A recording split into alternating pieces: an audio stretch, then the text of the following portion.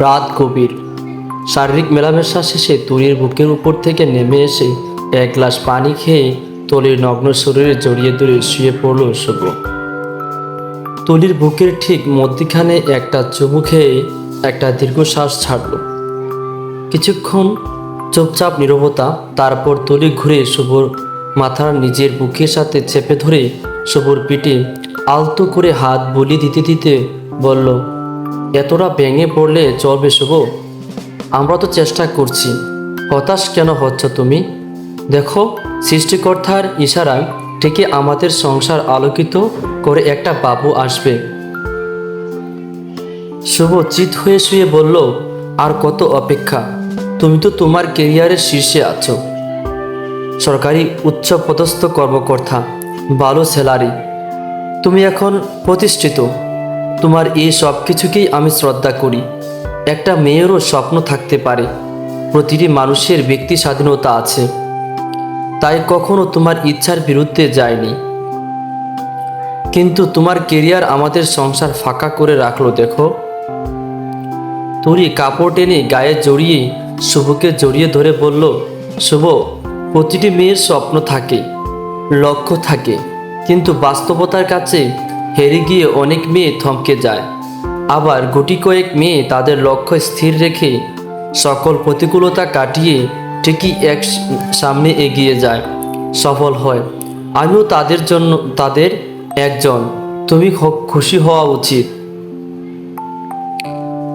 তুলির হাত ধরে টেনে মুখের কাছে এনে তুলির হাতে কয়েকটি চুমু খেয়ে হাতটা বুকে চেপে ধরে একটা দীর্ঘশ্বাস ফেলে শুভ বলল, দেখতে শুনতে জ্ঞানে গুণে তুমি অতুলনীয় তুলি।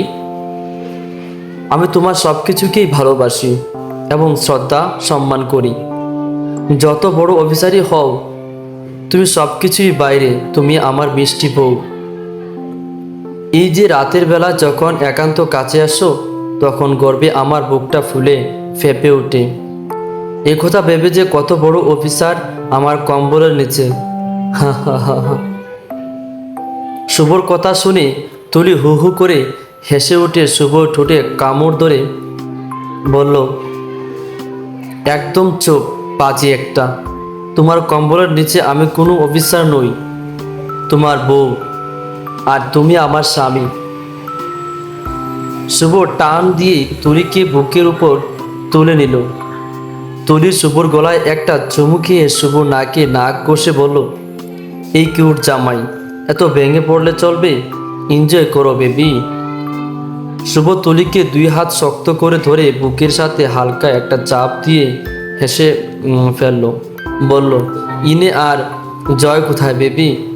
যে এনজয় করব, বাবাটা একটাই সোনার ভাগ্য হলো না। তুলি শুভর বুকের লোম হালকা টেনে দিয়ে বলল, ইনে জয় নেই তাহলে? উপোস মারব কিন্তু। তখন ইনের আশায় মিনমিন করলে কাজ হবে না। শুভ তুলির ঠোঁটে দুটো ধরে একটু চাপ দিয়ে বলল, ঠিক আছে, আমি সোফায় গিয়ে শুই, আমার আশেপাশে যেন ঘুরঘুর করতে না দেখি। তুলি শুভকে বালিশের সাথে চেপে ধরে বলল, এক পা বাইরে দিয়ে দেখো, তাহলে আজ ডাবল ডিউটি করিয়ে মারবো বলে দিলাম। শুভ তুলির গালে টেনে দিয়ে বলল, আগে একটা বাবু তো উপহার দাও, তারপর শুধু ডিউটি নয়, ওভার টাইমও করবো প্রয়োজনে। শুভ তুলির সুখের এই স্বর্গ যে কারণে অপূর্ণ, সেটা হলো একটা বাচ্চা। তুলিদের কলোনিতেই বাসা ছিল। শুভদের প্রায়ই দেখা হতো দুইজনের। তুলি দেখতো যেমন সুন্দরী স্মার্ট, শুভ সুদর্শন স্মার্ট। দুইজনেই প্রথম দিন যেদিন দেখা হয়েছিল, সেদিনই দুজনের মনে দাগ কেটে যায়। কলোনির একটা ছেলে তুলির বান্ধবী রিয়াকে খুব বিরক্ত করত। সেই ছেলেকে একটা দোকানে দেখে এসে তুলিকে বলল রিয়া। এও বলল যে সেই ছেলের গায়ে নীল শার্ট, লম্বা চওড়া। তুলি আবার একটু সাহসী টাইপ, প্রতিবাদী মেয়ে। রিয়ার কথা শুনে বাসা থেকে বের হলো তুলি। এদিকে রিয়াকে ডিস্টার্ব করা ছেলেটা দোকান থেকে চলে গেল। বাইক নিয়ে শুভ সেই দোকানে এসে হাজির। শুভর গায়েও নীল জামা, ব্যাস কেল্লা ফতে। তুলি এসে পেছন থেকে শুভর শার্টের কলার ধরে বলল, ওই তোর এত বড় সাহস, আমার বান্ধবীকে ডিস্টার্ব করিস? ঠ্যাং মেঘে হুইল চেয়ারে বসিয়ে দিব, মহল্লা ছাড়া করব কিন্তু। শুভ ঘুরে দাঁড়িয়ে বলল, ঠ্যাং মা কি এত সস্তা? দেখতে তো সুন্দরী, ব্যবহার দেখে মনে হয় খবিসের বস্তা। এদিকে শুভকে দেখে টাসকে খেয়ে গেল তুলি। এত হ্যান্ডসাম একটা ছেলে, তাও আবার বিরক্ত করছে রিয়া কি?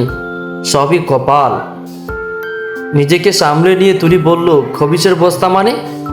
বেশি বকবক করলে বাইক নিয়ে আর বাড়ি ফিরতে হবে না, দোলাই খেয়ে হাসপাতালে যেতে হবে বলে দিলাম। শুভ তুলির মুখোমুখি দাঁড়িয়ে চোখে চোখ রেখে বলল, বুঝলাম না, এত সুন্দরী একটা মেয়ে এত শেষরা স্বভাবের কেমনে হয়? আর আপনার কোন বান্ধবীকে আমি বিরক্ত করলাম? ওসব প্রেম টেমে আমার ইন্টারেস্ট নেই।